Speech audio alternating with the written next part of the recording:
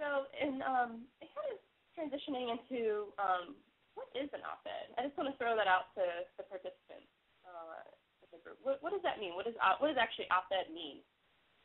You can either chime in on the chat feature or you can feel free to join in on the call here.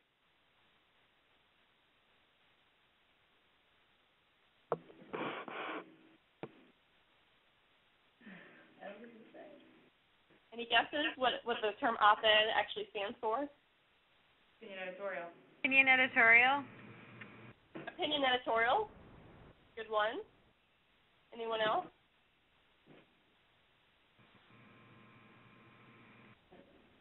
It's actually close. It's actually opposite the editorial page. So for those of us who actually still do get a hard copy of the newspaper that we read or delivered, when you actually open it up, you see the OpEd page. The OpEds typically are opposite the editorial page. So that's sort of the literal definition of what OpEd means. But in terms of how we define OpEd, we think of it as an evidence-based argument that's timely and of public value.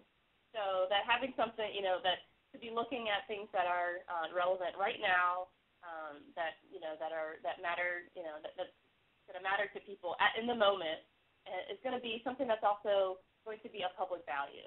Something that's not just, that doesn't resonate with just a small sliver of society, but something that a larger community is going to, to find a value. And that, and we're going to talk about how do you actually create an evidence-based argument, but we see all these sort of components creating an OpEd. So in terms of the actual structure of an OpEd, or really the structure of building an argument, one of the things is that we think of OpEd as a metaphor for thought leadership. It's a way that we measure our success. It's a metric for us, but that we're really not a media training organization per se, but we're really out there wanting to really create thought leadership. And I'm giving you sort of a small little slice of what that's like, but we go, in our trainings and seminars that we run, it's much more expansive, beyond just simply, creating an opinion, but really about how do you broadcast your voice in a much larger way and understand the value of your knowledge and experiences in terms of the value to others. But and actually kind of breaking it down of what an opinion or what an argument could look like, it starts off with a lead, spelled LEDE, sort of a throwback to a typesetting component to distinguish it from lead, which was used in the ink. But the lead is what sets the scene and grabs your reader's attention. It is the introduction. It's sort of the way to lead people into the piece. So once you have the lead, the next thing, and this is actually something that you're going to be thinking about in terms of building a lead, you have your news hook. What makes your piece timely, and what's sort of going to make it of public value? And as I mentioned, it's also often part of the lead.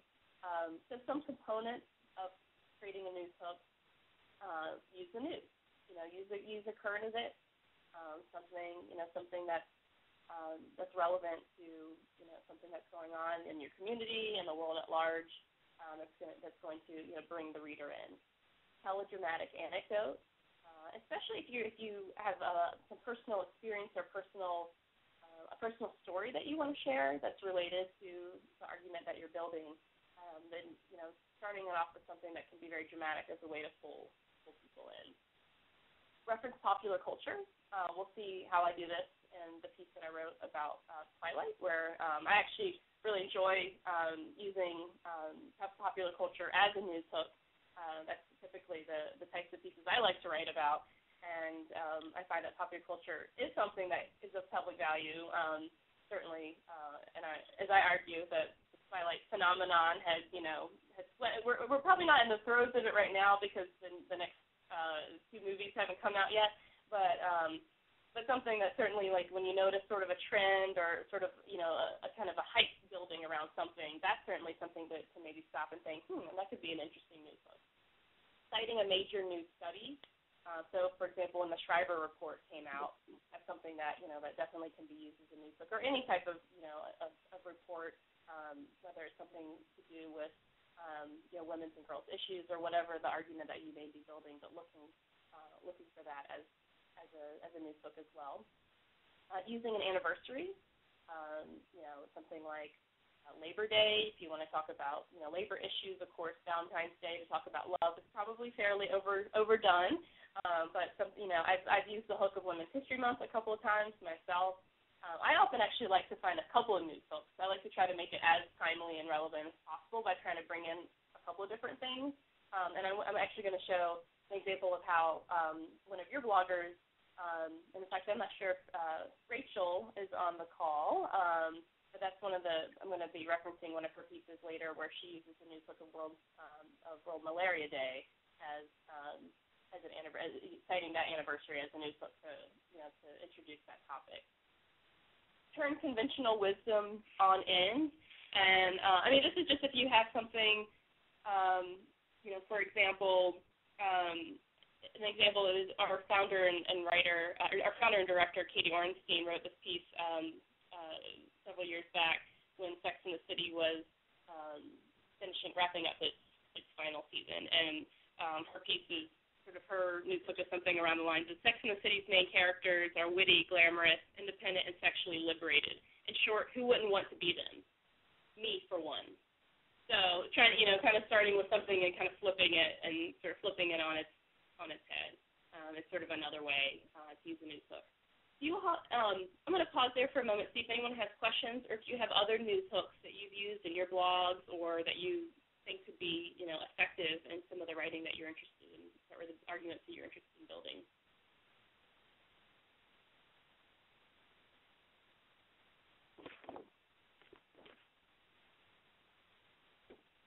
Okay. Well, something to think about, especially as we're looking at some of your blogs as well. Think about other news hooks.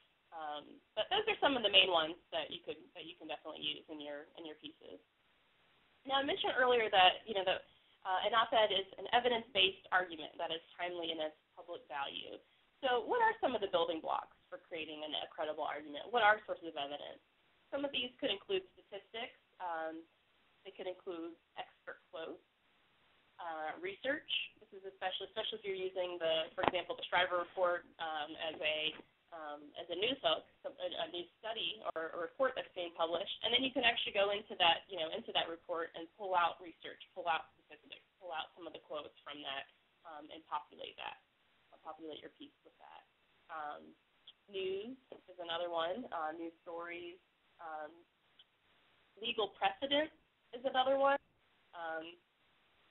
Roe v. Wade, for example, is certainly an evidence that you could use.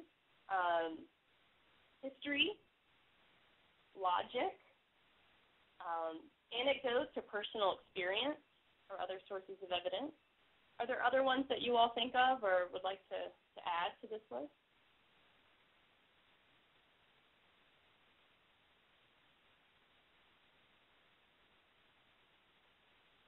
Testimonies is another one. Observed behavior or reporting. So there's, I think you can think of evidence. There's a lot of sources of evidence out there, and so I think to think creatively, this is just an example of several. Oh, let's see. We have many statistic and research sites can be seen as skewed or biased. How do you find more neutral sites? That's a great question. I think that really is dependent upon perhaps your field, and I think you definitely want to go with reputable sources as much as possible. So I think that this probably just goes into, if it's not a site that you're familiar with, then you want to spend some extra time, I think, doing research to see, is this a reputable place? Is this a place that you do want to cite? Obviously government sites or organizations that are well known, that have that kind of established, like the Kaiser Family Foundation, I think arguably, or the Gates Foundation are kind of well known, reputable places. But if you're not familiar with the website or with the source, I think that's when you want to just take a little bit of extra time to dig a little deeper and see, is this something that I want to use, or can I actually find this information from a place that I'm familiar with or that other people will be familiar with? And maybe that's what will lead you to more of these kind of neutral sites. And then in terms of, there's what we call the to be sure paragraph, which is another component of building an argument or an op-ed, which is around, how to win an argument, or it's a way to change minds. It's a way to sort of preempt your potential critics by addressing any flaws in your argument. It's a way to address any obvious counter argument, so you can, I think, kind of validate. One technique is validate and dismiss, or it's a way to sort of say, well, and we'll see an example of this in my piece, but while I may be, for example, I'm trying to think of, while I may be a young activist, I can certainly speak from the perspective of what it means to be on the front lines of this cause, or something like that. I think that you can actually sort of take, if someone says, oh, you're too young, you don't have enough expertise, I think then you can say, well, I may be young, but this is what I can, but I also have expertise of my lived experience. So I think you can think about what the potential critique is, what the critics may come back and say about your argument, and try to preempt that and address that in the piece, which is a way to actually try to kind of bring them in and address any obvious flaws in your argument. Let's see, there's a question here. Is there a particular percentage or formula that you use to strike a balance between using quotes and support from other sources and your own voice and opinion? I sometimes struggle to figure out how much to bring in from the outside. Is it enough to link to a source, or do you need to actually use formal citations? So this is actually a really good question, and maybe what we can do, I'm going to hold off on addressing that just a moment, and I think I'll address it in when I bring up my op-ed piece as an example.